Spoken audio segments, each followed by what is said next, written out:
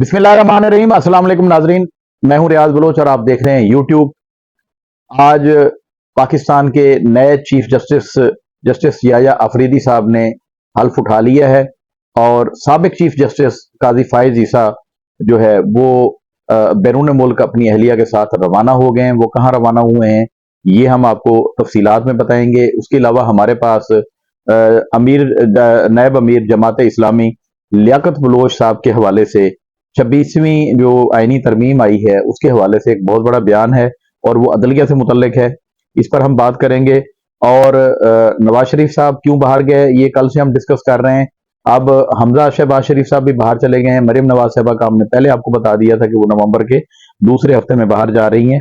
और उसके बाद फैसल वाडा का भी हमारे पास एक बहुत बड़ा बयान है जिसमें उन्होंने बुशरा बीबी की रिहाई के हवाले से बात की है। ऑन अब्बास बपी साहब ने एक बयान दिया है पंजाब हुकूमत के हवाले से, एक बहुत बड़ा बयान दिया है, लेकिन अब वो थोड़ा सा उस टाइम को आगे ले गए हैं। और साबिक वजीर आला पंजाब जो है उस्मान बुज़दार साहब, वो आजकल अपने इलाके में गाय भेड़ भेड़ें और बकरियां चरा रहे हैं। उनकी तफसीलात भी आ जाए। जी नाजरीन, पहली खबर हमारे पास ये है, आज की सबसे बड़ी खबर कि नए chief justice of Pakistan justice याया अफरीदी साहब ने आज अपने ओहदे का हल्फ उठा लिया है। सदर मुमलिकत इस्लामी जमहूरिया पाकिस्तान जनाब आसिफ अली जरदारी साहब ने उनसे हल्फ लिया है और हल्फ की बावकार तकरीब जो है वो ऐवान सदर में जो है मुनक्कद की गई और उन्होंने ये हल्फ लिया है। ये आप मनाजिर देख रहे हैं साथ साथ, जिसमें आसिफ अली जरदारी साहब नए चीफ जस्टिस याया अफरीदी से हल्फ ले रहे हैं। और ये चीफ जस्टिस याया अफरीदी जो लिस्ट गई थी पार्लिमानी कमेटी को, उसमें तीसरे नंबर पर इनका नंबर था और पार्लिमानी कमेटी ने इनको नामजद किया था, जिसके नतीजे में आज उन्होंने अपने ओहदे का हल्फ उठा लिया है और वो मुल्क के नए चीफ जस्टिस बन गए हैं। अब हमारे पास खबर है सुप्रीम कोर्ट के हवाले से ही। साबिक चीफ जस्टिस काजी फाइज ईसा बलोच जो कल अपने ओहदे से सुबकदोश हो गए थे और उसके बाद आज उनके बारे में ये इतलात आई हैं कि वो अपनी अहलिया के हमरा सरीना ईसा के हमरा जो है वो तुर्किश एयरलाइन की परवाज के जरिए इस्लामाबाद से रवाना हुए हैं और बताया जा रहा है कि उनका जो सफर है वो स्विट्जरलैंड की तरफ है। मैं यहाँ पर एक थोड़ी सी एक बात कर लूँ। वैसे काजी फाइज ईसा साहब जो है काफी खबरों में मशहूर रहे और एक जमात ने तो उनको बड़ा खासा निशाना बनाए रखा, लेकिन हमें चाहिए कि हम अपने वकार का, अपनी अदलिया का ख्याल रखें और इस कदर जो है हम अगली हदों तक ना जाएं। हम अपने एक मुल्क के एक इदारे के सबसे बड़े सरबराह को मजाक बनाकर देख लें। जैसे एक बेकरी वाला वाकया हुआ था रावलपिंडी में, वो शर्मनाक वाकया था, वो काबिल तारीफ वाकया नहीं था। और उसके बाद भी कई ऐसे वाकयात हुए जिसमें काजी साहब को बुरा भला कहा गया सोशल मीडिया में, इधर उधर ये वो। मैं ये कहता हूं कि काजी फाइज ईसा साहब अगर चाहते तो वो आगे एक्सटेंशन ले सकते थे, लेकिन उन्होंने एक्सटेंशन नहीं ली। उन्होंने पहले दिन यही कहा था कि मैं अपनी मुद्दत मुलाजमत पूरी होने पर रिटायर हो जाऊंगा और मैं ये सीट ओहदा छोड़ दूंगा, और उन्होंने ऐसे ही किया। तो हमें ये बात जरूर सोचनी चाहिए कि अगर वो ख्वाहिशमंद होते किसी चीज के या किसी की मर्जी पर वो फैसले कर रहे होते तो आज वो एक्सटेंशन लेकर आगे 3 साल के लिए चीफ जस्टिस पाकिस्तान फिर एक बार दोबारा जो है इसी सीट पर रहते, लेकिन वो नहीं रहे। तो इस बारे में हमें जरूर सोचना चाहिए। अब हमारे पास अगली खबर ये है कि है छोटी सी खबर, लेकिन बड़ी जो है परेशान कौन खबर है कि आलूदा तरीन शहरों की फहरिस्त में पूरी दुनिया में लाहौर जो है वो तीसरे नंबर पर आ गया और कराची का नंबर जो है वो 7वां है। इसका मतलब पाकिस्तान जो है वो निशाने पर है, लाहौर जो है तीसरे नंबर पर है। और इसकी वजूहत क्या है, ये इंडिया से भी आपको पता है कि फजाई आलूदगी आती है और जो फोग का सबब बनती है, स्मोक का सबब बनती है, ये चीजें सारी। तो ये एक हमारे पास खबर थी। उसके बाद हमारे पास अगली जो न्यूज है वो है लियाकत बलोच साहब नए अमीर जमात इस्लामी। इन्होंने एक बयान दिया है। उन्होंने कहा है कि जस्टिस मंसूर अली शाह का जो खत है वो जजों को तकसीम करने की नई लहर पैदा करेगा। یہ ان کا ایک بیان آیا ہے. انہوں نے کہا کہ آئینی ترمیم میں چیف جسٹس کا طریقہ کار نے نیا فساد جو ہے وہ پیدا کر دیا ہے, اور انہوں نے کہا کہ چیف جسٹس کوئی بھی ہو, اصل میں استحکام صرف آئین کی پابندی ہے. یہ درست بات ہے ان کی کہ چیف جسٹس کوئی بھی ہو, اس سے کوئی فرق نہیں پڑتا, لیکن اصل بات ہے آئین کی پابندی.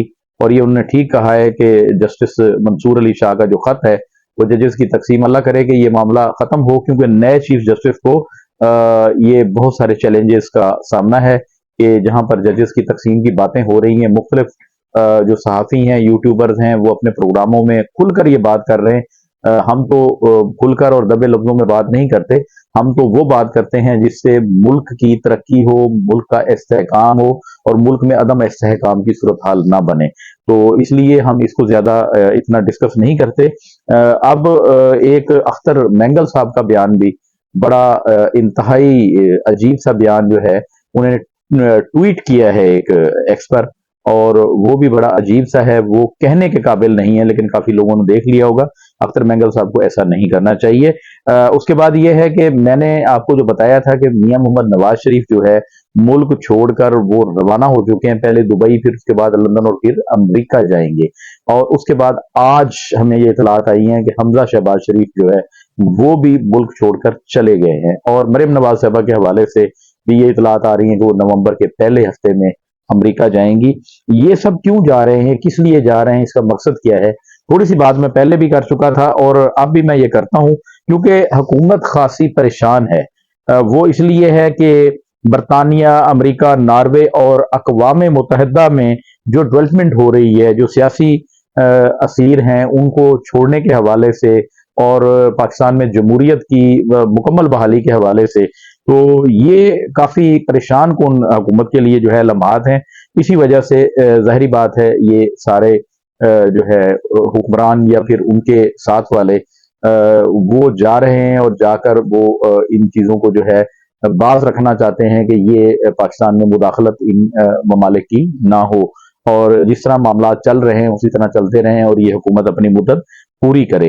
یہ ہے ایک بیان میرے سامنے آیا ہے, وزیر خزانہ نے آج ایک بیان دیا ہے. انہوں نے کہا ہے کہ پاکستان جو ہے ترقی کی راہیں عبور کر رہا ہے اور آگے جا رہا ہے, پیچھے ہو رہا ہے. میں نے آج کھول کے دیکھا ہے گوگل, تو اس پر میں نے یہ دیکھا ہے کہ افغانستان کہاں کھڑا ہے پاکستان سے. تو میں دیکھ کر بڑا حیران رہا کہ افغان کرنسی جو ہے, ایک افغانی جو ہے وہ پاکستان کے 4.25 روپے ہیں.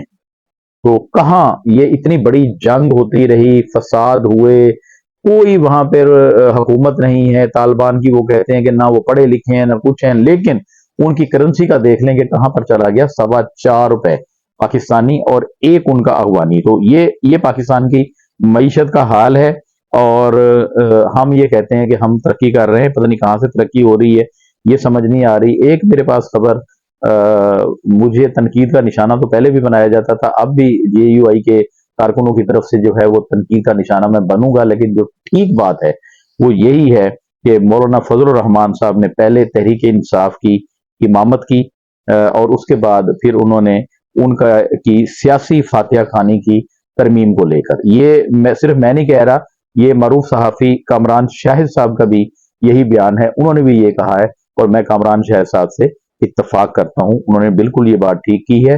فیصل واڈا صاحب کے حوالے سے ہمارے پاس جو ہے وہ اطلاعات ہیں, وہ یہ کہتے ہیں کہ بشرا بی بی کی جو رہائی ہے وہ ڈیل کا نتیجہ ہے. اور فیصل واڈا نے ایک اور بڑی بات کر دی ہے, وہ کچھ سچ بھی دکھائی دیتی ہے. میں نے کل آپ کو بتایا تھا کہ پاکستان تحریک انصاف میں دراڑ پڑ رہی ہے, فارورڈ بلاک بننے جا رہے ہیں. یہ وہی لوگ ہیں جو یہاں سے عمران خان کے نام پر ووٹ حاصل کر کے گئے ہیں, اور وہ مزے بھی لے رہے ہیں, کچھ جگہ پہ اقتدار کے مزے لے رہے ہیں, ایوان کے مزے لے رہے ہیں, لیکن وہ عمران خان کے ساتھ مخلص نہیں ہیں.